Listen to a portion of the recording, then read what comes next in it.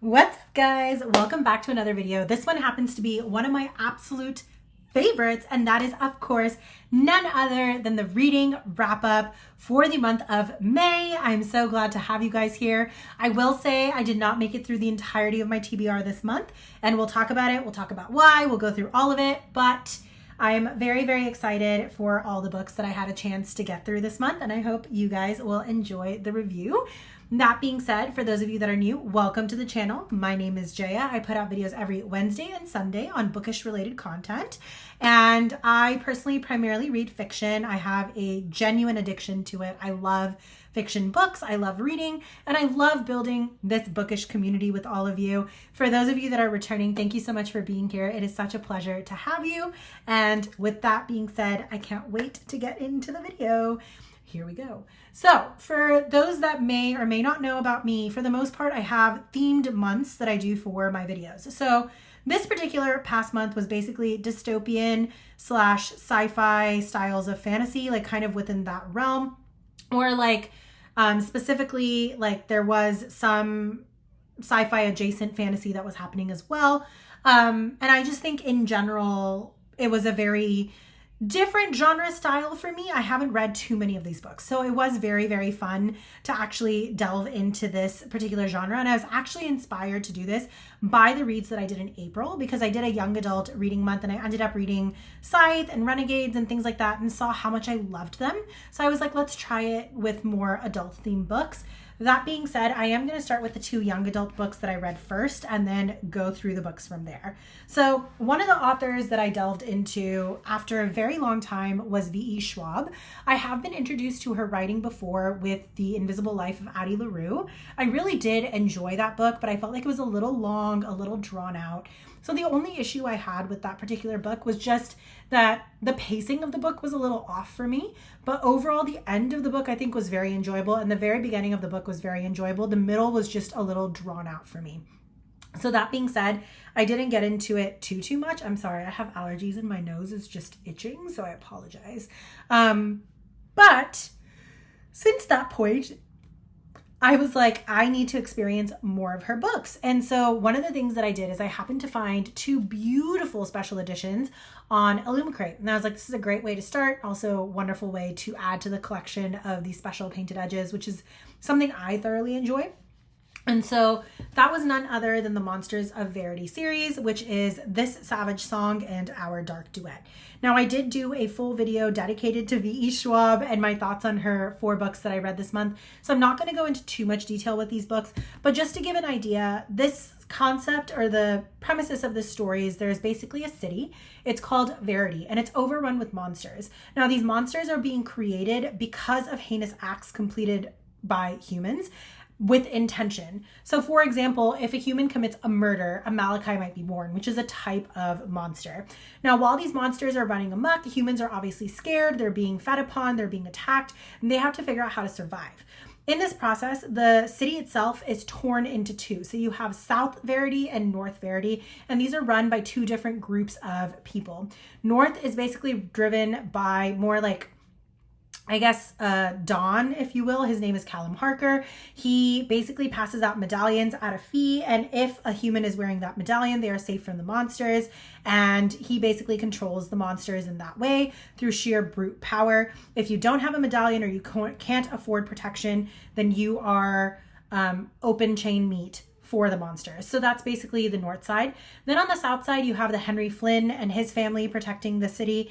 And they're basically of the mindset that every life is worth protecting. They are much kinder in their approach. And he's essentially a surgeon himself. So he is a life-saving type of personality. And so this division has been created. There are 3 different types of monsters. There's the Korsai, the Malachi, and the Sunai.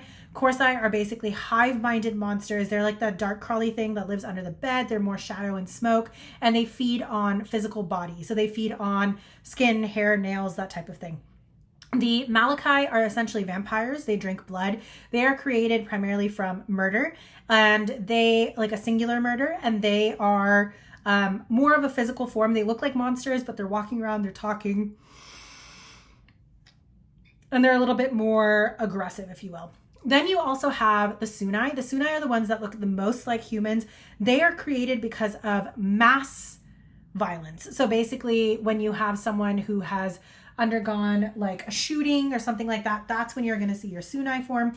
They're more human and they basically feed on the soul. So within this world, you have August Flynn, who happens to be a Sunai, and you have Kate Harker, who is the daughter of Callum Harker, thrown into an environment together. Kate just wants to be like her dad and come back home, and basically wants to take over the role of being the primary lord of North Verity. And then August just wants to be human. He doesn't want to be a monster. He doesn't want to be evil. He wants to be kind like his adoptive father, Henry.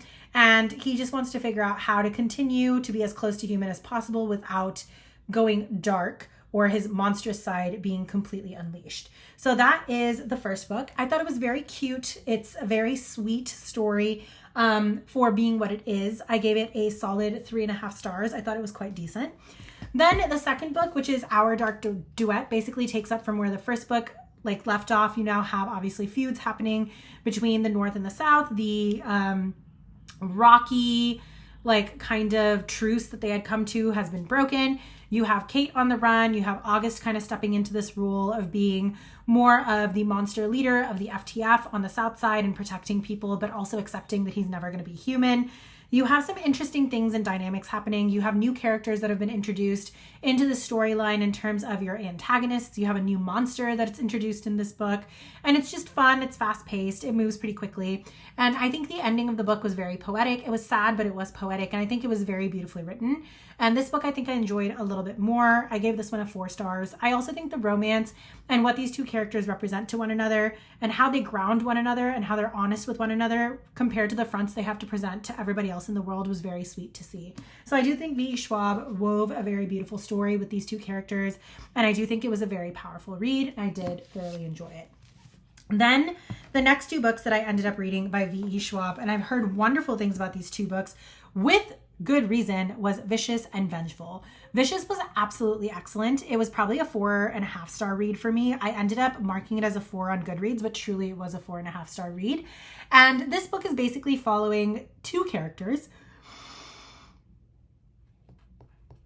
It is basically like if you were to imagine there was a crossover between like Jurassic Park and superheroes being written, that's basically what these 2 books are. Vicious is following the story of Victor and Eli. These are 2 characters that basically became friends in school. They both have their own interesting pasts and their desire to be seen. They also describe themselves as being like slightly dark, something that's different about them compared to the rest of humanity. And all they want to do is figure out how to become EOs. EOs are basically individuals who have somehow, I'm sorry, 1 second. Have basically, what am I even reflecting, guys? It's like starting to bother me. Oh, it's the computer screen itself. Well, that's fun. We'll try taking these off and see how that goes. Whew. But basically, they're trying to be EOs, which are individuals that have essentially died and come back and now have a magical power. So they figure if they can do this in a controlled environment with a drug, then they will have understood and overcome the limitations of death and come back with a extraordinary power, if you will. And so through the course of their young time period in college, they managed to successfully do this. And in the process, a couple of villains end up being born in their own right. You also are introduced to 2 other female characters in the present tense who are Sydney and Serena. Serena has the power to basically command everyone to do whatever she wants. And she has a magic of voice, basically. And then Sydney is able to bring things back from the dead. You also end up reading about a character named Mitch who hangs out with Victor. He is essentially like a sidekick or a bodyguard who looks like a villain, but is truly like heart of gold on the inside. And the story basically is about Victor trying to get revenge on Eli, and Eli is doing what he thinks is right in order to correct the imbalance in the world with the creation of EOs. Very, very interesting book, very fun, very fast-paced, very enjoyable. And again, solid storyline, just so much fun and so much drama, and I loved it, and it's a solid 4.5 stars for me. Then we have the Vengeful book. This one is basically about the same 2 characters, and you still have Sydney and Mitch around as well. You also are introduced to a new character. Her name is Marcella. She was the wife of a mob leader, and when the mob leader ends up doing certain things that leads to Marcella ending up in the hospital and waking up with magical powers, she is ready to get her vengeance. And she's basically taking her anger out on Merit and establishing herself as the powerful lord, if you will, of the city. Meanwhile, Eli and Victor get dragged into this mess as it's taking place, and Victor is trying to recover from what has happened to him in the previous book. And meanwhile, Eli is out to get Victor, but he's currently behind bars. There's a lot of crazy things happening. There's a cop that's in this book. It's like a very interesting storyline that's happening, and it's like lesser of two evils and all kinds of crazy plot lines and plot twists that are happening. That's all I'm really going to say about this, but I'm just going to read the back because it's just so fun. It says, Magneto and Professor X Superman and Lex Luthor, Victor Vale and Eli Ever, Sydney and Serena Clark, great partnerships now soured on the vine. But Marcella Riggins needs no one. Flesh from her brush with death, she's finally gained the control she's always sought and will use her newfound power to bring the city of Merit to its knees. She'll do whatever it takes, collecting her own sidekicks and leveraging the two most infamous EOs, Victor Vale and Eli Ever, against each other once more. With Marcella's rise, new enmities create opportunity, and the stage of Merit City will once again be set for a final and terrible reckoning. I just think this book was so clever. It was so good. It was so much fun.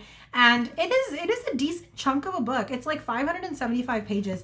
Still finished it in a day. Like, it was that good. It was that good. 5-star read for me. Would strongly suggest. And I just absolutely adored these books. And that brings me to the end of the V.E. Schwab section of our video today. So let's move on to the next author that we were primarily focusing on. And by we, I mean I. I don't know why I keep saying we. That would be R.F. Kuang. I have read a couple of R.F. Kuang books before. I read Babel and I also read Yellowface. Both very different vibes, very different storylines. But I really fell in love with her writing style. And I heard about the trilogy, The Poppy Wars.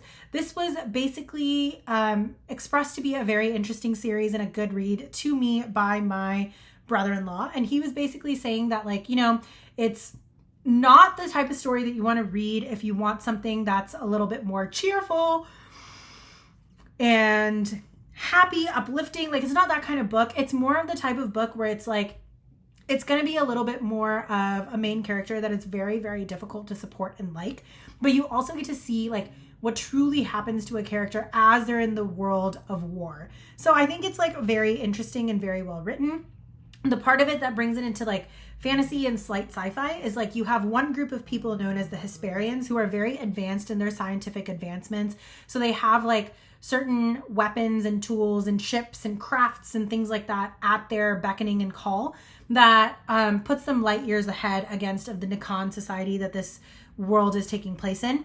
Then you also have shamanism, that's also something that's going extinct, but basically allows individuals to reach the gods and almost commune with the gods in order to express their powers in the natural world. So it's a very interesting conversation that's going on there. But these books, I will say, are not for the faint of heart. They're very, very intense books. And they are also very long. So this is also part of the reason why I didn't get to two of the other books on my list, because these books just took me so long to get through. The first one is The Poppy War. This book I think is very, very well done. The first part of the book is already so intense and there's so much that's happening within this book. You're following a character named Rin. She is from Nikan, which is the southern part of their area where they live. And she is, she's not from Nikan. She's from a place in Nikan that is known as Takani. And Takani is like the southernmost region of this area. And she is considered like lower level tier of class. She's darker skinned. Her dialect is different. She's closer to, according to the civilized people in her country, like the more animal, like less civilized version of people, which is not exactly true. But she's also an orphan. She's basically been taken in by her aunt and uncle, who are not the kindest of people. They're basically out there selling opioids and things like that with their puppy. And Rin wants nothing to do with that world. She wants not to get married, which is what her aunt is trying to do. She just wants to get out.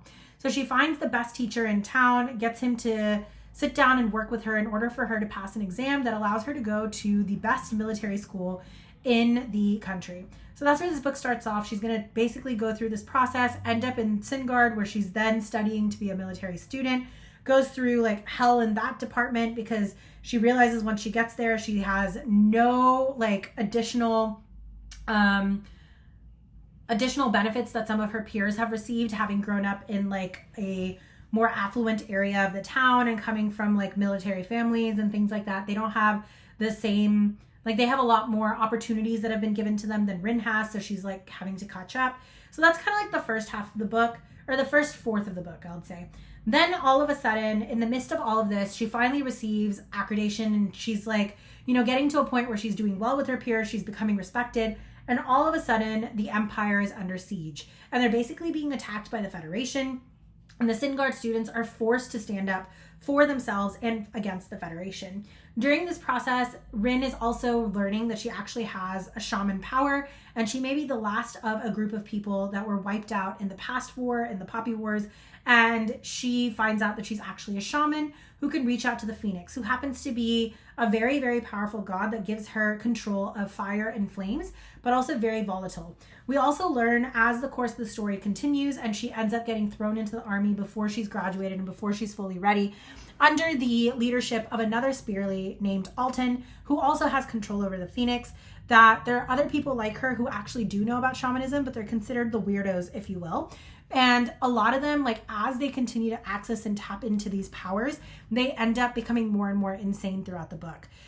Add to this the fact that Rin is now experiencing PTSD. She's expected to like kill people. She's expected to like be out in war. She's expected to like tap into her powers, even though she's just learned she's got them, and like tap into rage, which she was always taught was wrong. She's like basically having to rewire her entire brain while actively being in a war zone. By the end of this book, she's just like kind of completely broken and done. All of her previous feelings about opioids and like stay away from drugs and all this kind of stuff has kind of like been destroyed. Her ideas of like the superior characters that she wants to latch onto and believe in has been kind of disillusioned. And she finds herself in Alton basically captured at the end of the book. And by the end of the book, she's basically forced to make a decision that allows her to win the war, but also helps kill a piece of her humanity and her soul. And that's kind of where we leave off on the end of the first book. It is a very powerful book. It's a very long journey book, but it was very well written, I would say. And while it is very hard to like the main character, you can kind of struggle along with her and you can understand what she's going through. This book, I would say, was like a solid 3.5. Whew! Just to explain that book, it took that long. Imagine how long it took to read. Then we have The Dragon Republic, which is basically book number 2. Rin is kind of at a loss. She's now in charge of the Psyche, which basically has all of the different types of shamans that are still around within the army, now under her leadership, and she doesn't know how to lead them. She has no real goal of where to go. She finds out that she's been basically betrayed by the Empress and she wants her revenge. But in this process of like trying to figure out what it is that she's going to do, she feels like she needs someone to give her a purpose and a sense of direction. So she decides to support this character who's basically giving her the idea that by working with the Hesperians, which is that scientific community that I'd explained, she and this army could basically overthrow the Empress and then bring about a world of democratic republic where people have more voice and more votes in order to become better versions of themselves and have more freedoms. Rin is not fully sold on the fact that people are going to have freedom, but she's sold because she's like, okay, I guess I can understand where this concept is coming from, but more importantly, I get to get my revenge. In this book, you see her kind of devolving. She's a hot mess. She's a drug addict. She's all kinds of crazy things happening in the beginning of this book. Severe PTSD. Throughout the course of the book, you kind of see her getting a little bit more cleaned up, a little bit more aware of the things that are going on in her life. She also at one point loses access to her Phoenix, which is very overwhelming for her. She feels very distraught without that power. She also ends up reconnecting with some of her classmates from the first book. Najah and Venka and Kate are like 3 of the main names that you see throughout the course of the series, and they've all kind of come back together in the course of this book. She also at one point ends up being an experimental subject for the Hesperians, who are trying to understand where this shamanistic thing comes from, and they kind of consider it like a demon and like inappropriate and just like that everybody's beneath them, and like there's all kinds of crazy things happening here that are continuing to devolve Rin's sense of self and also increasing her rage at the same time. And throughout the course of the book, you just kind of see her changing and doing all these crazy things. And then around like the midpoint to end of the book, like she finds a way to regain control over the Phoenix. and she's like ready to help with the war and all this other stuff. And then all of a sudden she finds herself being betrayed, and she's once again in a similar position where now she's a prisoner and she has to figure out where she's going to go from here. And once again, Rin has shown that relying on the people around her, specifically the men around her, to lead her is no longer an option, that she kind of has to lead herself. So that's kind of where we leave off on the Dragon Republic. Then we pick up with the Burning God. Now, this is the only one where I think was actually decent. Oh yeah, this one was like 2.5 stars for me. Not because it's a bad book, not because R.F. Kuang's writing decreased in any quality or anything like that, just because her character is so hard to read, and it's genuinely like a painful book to read, in my humble opinion.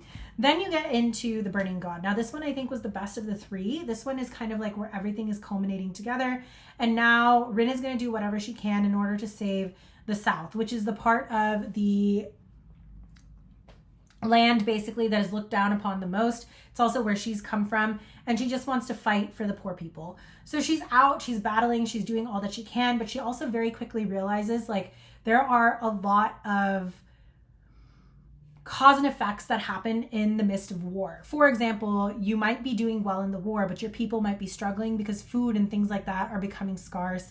You don't have as much money as you might. Trade is like being changed. People will target the people in order to do well in war. And so now the citizens are the ones that are struggling. And you just see her having to be forced into this leadership position that she's not necessarily ready for, but has to be forced to grow into. You also see her rage and her PTSD and her like inability to trust people getting worse and worse and worse. You also see her like learning to control her power over the Phoenix while also simultaneously fighting for her mental status at the same time. You see her start to kind of accept aspects of her PTSD and use it as a tool and to actually get out of the negative mindsets that she's sometimes in. So like positive ways of spinning it. There's a lot of crazy things that are happening in this book, and I just think it was a fun read in the sense that it was the most eventful of the 3 books, and it's also Rin at her quote-unquote best that she can be in a leadership role. And I do think that part was fun to read. I also think this book's end was very just for this character, and I do think it was written very well, and I do think it was very powerful. And I will say again, R.F. Kuang, I don't think she wrote this book to be like sunshines and butterflies and flowers. Like, no, this is a very, very serious topic on war, and she didn't write characters that are meant to be loved. It's very indicative of probably what happens in a war-ridden country, and so it is dark. It's a darker series, but it is very well written, and I do think you get a little bit of science and also a little bit of fantasy and a lot of bit of dystopian in this series. And I do think overall it's definitely worth reading at least once. And that finishes off with R.F. Kuang.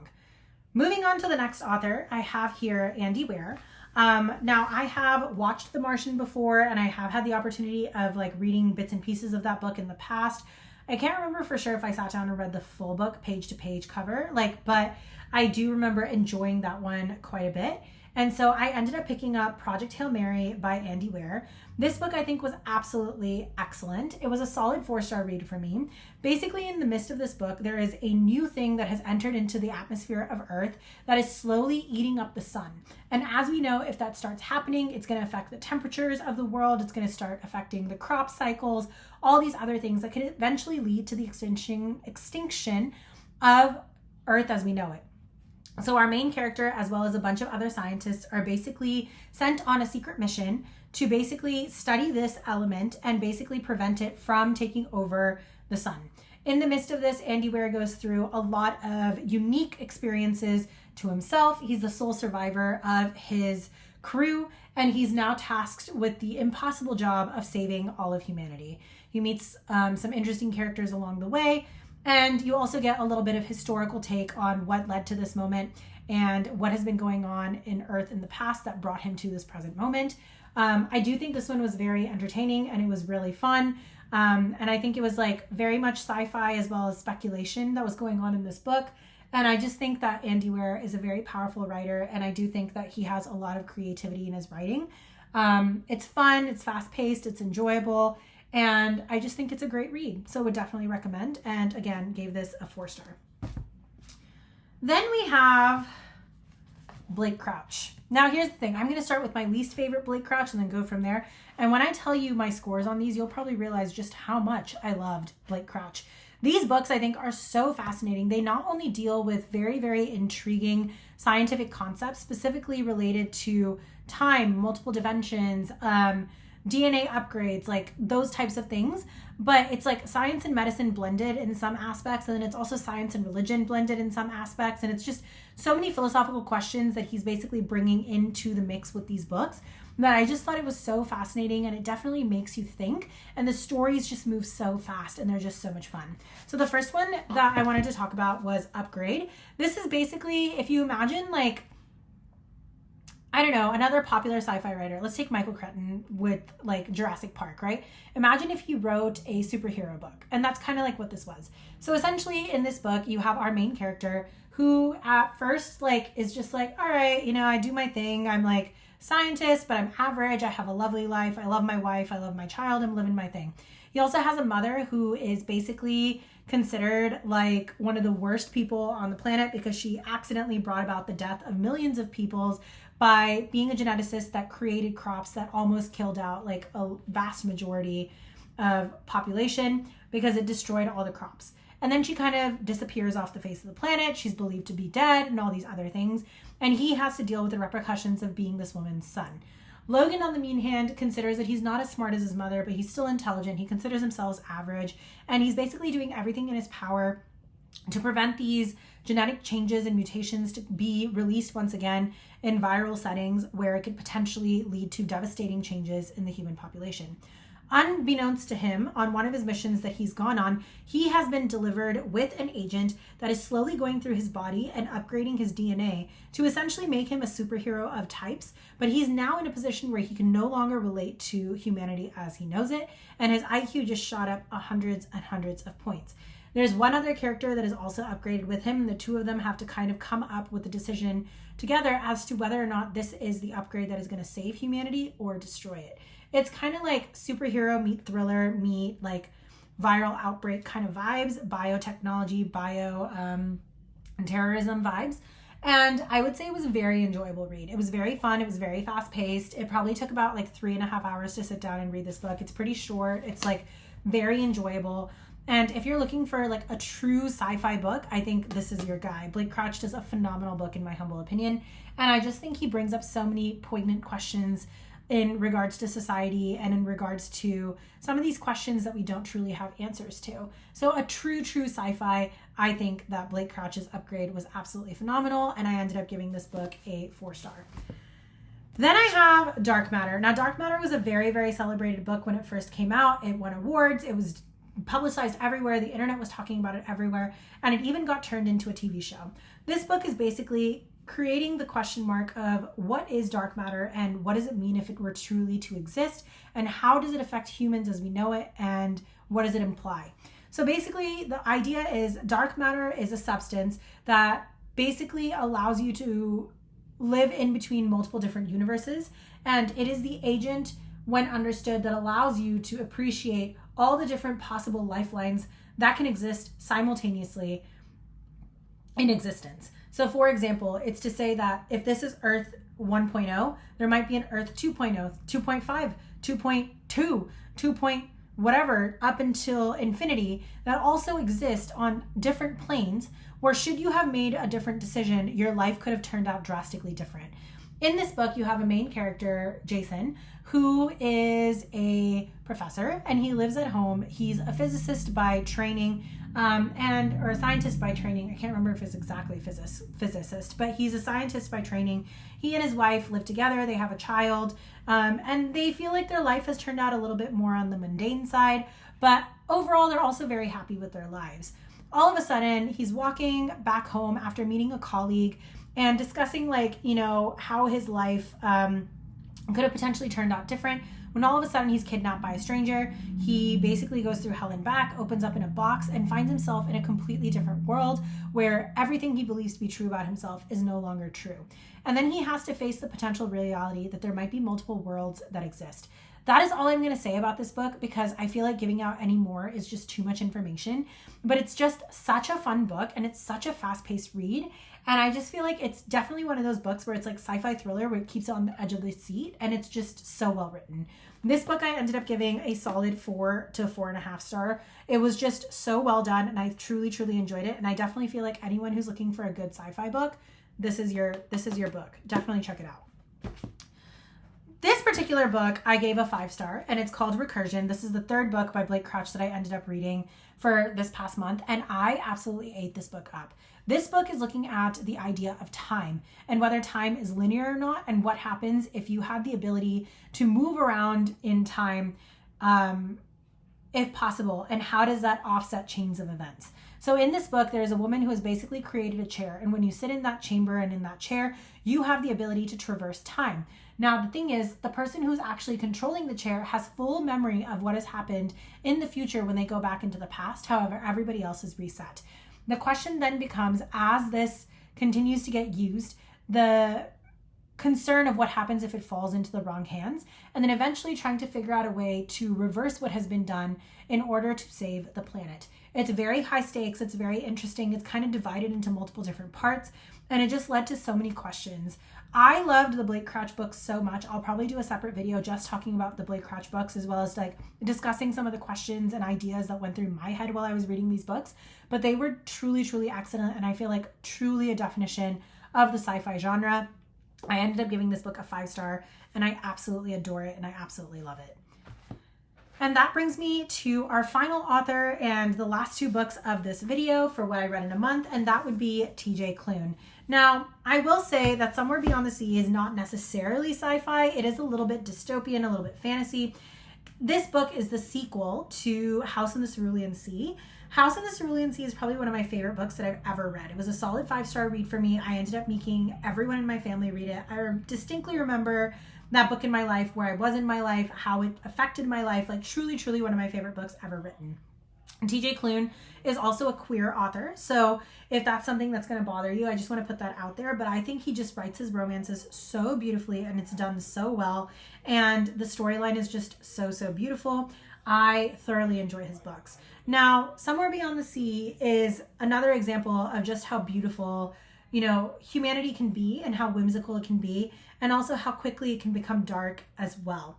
In this book, after the House in the Cerulean Sea has ended, you have basically met a bunch of children who are magical creatures. So there's Chauncey, who wants to be a bellhop, and he's basically a giant green blob of some kind that is a mix of a bunch of different sea creatures. Then you have a wyvern in this book. You have a shapeshifter in this book. You have sprites in this book. You have all kinds of things. And one of our main male characters, Arthur, who is the adult, who is the shepherd and parent of these children in this orphanage, who also turns into a phoenix.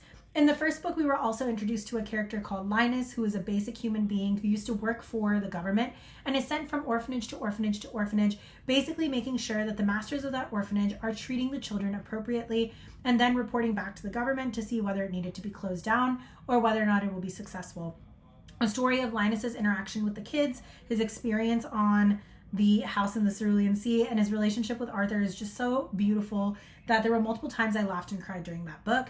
This book kind of picks off where the last book ended, and that is now in a position where Arthur and his children are now beknownst to the city around them and are slowly being brought into the light in the world in a society that doesn't necessarily accept them or accept people who are different from them. Arthur then goes to the government for a hearing or like a testimony to basically express what he went through as a child and how he feels like it's very, very important for the government to recognize the rights of all magical creatures, and also point to the fact that there need to be changes that are made within the system in order to accommodate for these magical creatures. Now, throughout the course of this process, you do meet some very, very dark government characters who are basically of their own mindset with their own political agendas, who have a lot of bigotry, racism, that type of thing going on towards these type of creatures and these type of people. Meanwhile, Arthur and Linus are basically kind of set up to fail at this momentous testimony that occurs. And then when they go back home, they basically get told that in order to make sure that they are capable of taking care of these children and to ensure that they're not creating an army, that someone will be sent out from the government in order to evaluate the island, as well as all of the children and the magical creatures on that island, to see if they're up to code and stand. Now, one of the things that should also be mentioned is that one of the children in this book, his name is Lucy, is actually considered the Antichrist and the child of the devil, and he's believed to bring about the end of the world, but at the end of the day, he's just another, 8-year-old kid.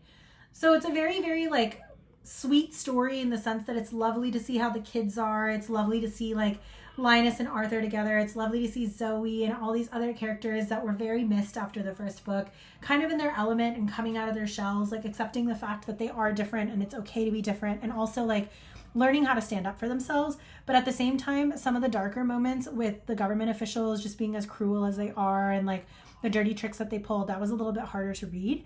But I do think overall this is a beautiful book, and it was once again a 5-star read for me. I just love this cast of characters. Like, they're just so heart-wrenching, gut-wrenchingly beautiful characters, and I could not put this book down. This was a book that I finished within a day and a half, and I just adore this book. Beyond 5 stars. This entire series, like The House in the Cerulean Sea as well as Somewhere Beyond the Sea, is just like beyond 5 stars for me. And I definitely know if TJ Klune releases another book within this series, I will be reading it. The other book that I read is the another standalone that he wrote, which is called In the Lives of Puppets. This is basically following the story of a bunch of puppets that are kind of like misfits. They're living in isolation in this little like forest.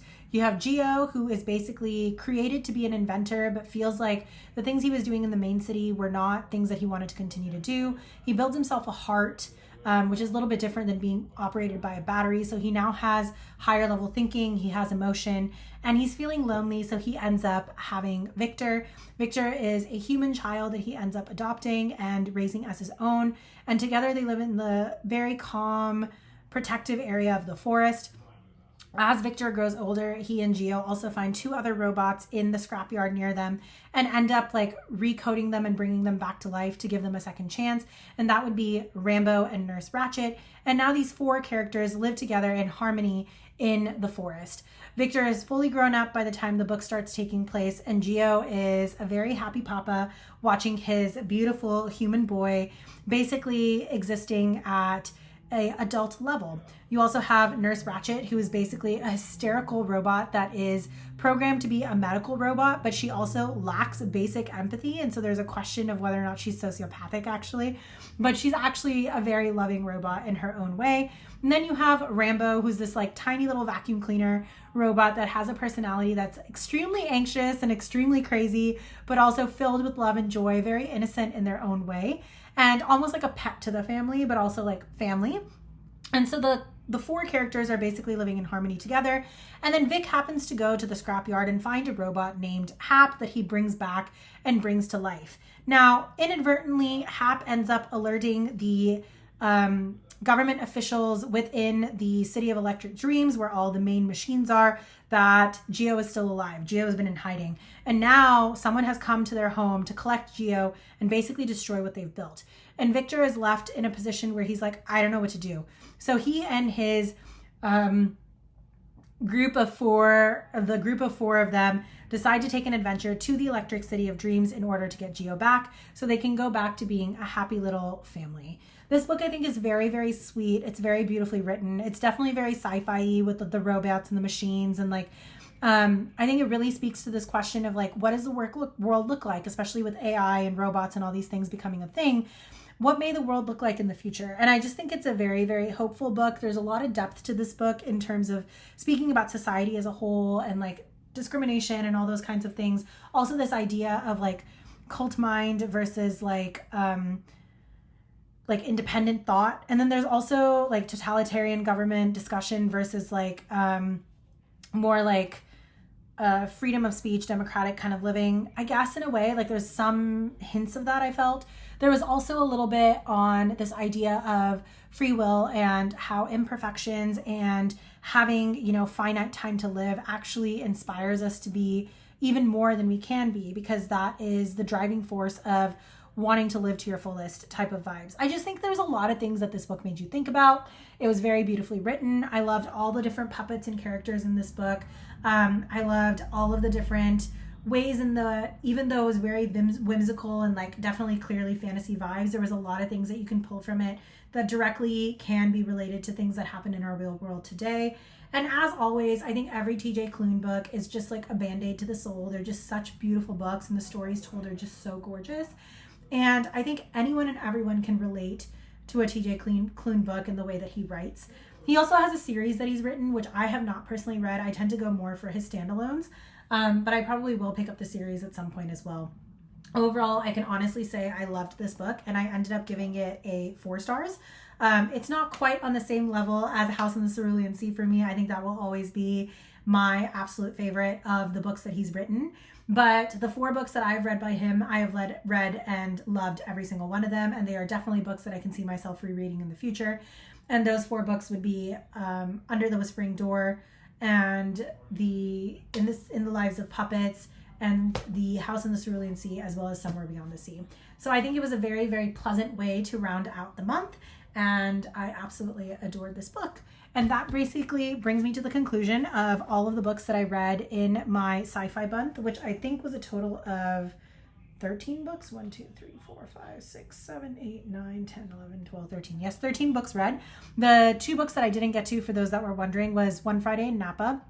That was the book we were reading for my Paper and Glam book club. Now, the problem with that particular book was the fact that it was very similar, in my humble opinion, to Winter Garden. And Winter Garden was a very, very beautiful book written by Hannah Kristen, but I do feel like that book was a little too intense for me for like my current vibe. And it was very much following the story of an estranged mother and daughter and their ability to reconnect. And from my understanding, it ended very differently than Winter Garden, but it did have similar vibes. So I was just not in the right mindset to read that book. So I decided not to read it this month. And then the other book that I did not get to, but I really wish I could have, and I do hope to get to in the future, was 1,000 Leagues Under the Sea. The reason I did not get to that book is because this upcoming June, the book that would be selected as a winner for us to read as a group in the Overbooked Book Club, which is the online book club that I help run, they are voting on a classic title that we will be reading together this June. And one of those titles happens to be 1,000 Leagues Under the Sea. So just in case that won, I didn't want to read it too early and then not be able to participate in the discussion when we talk about it in June.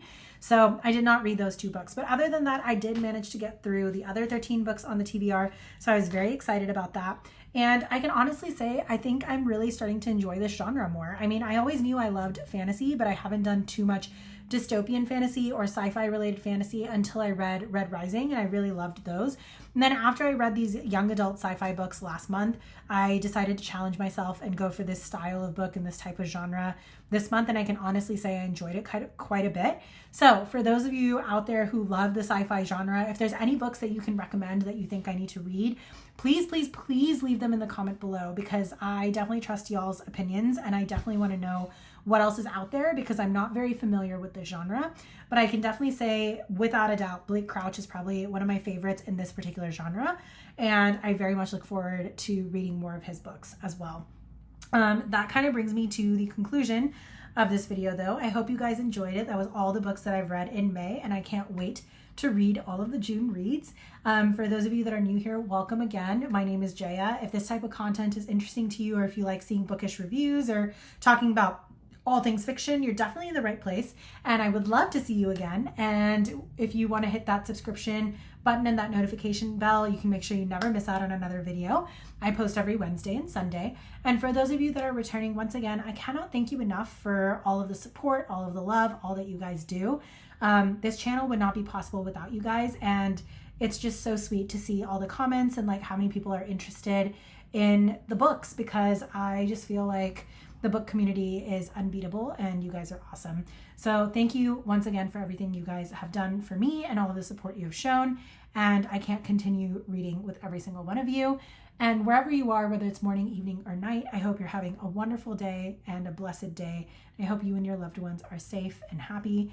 And I look forward to catching you guys on the next video. Bye, guys.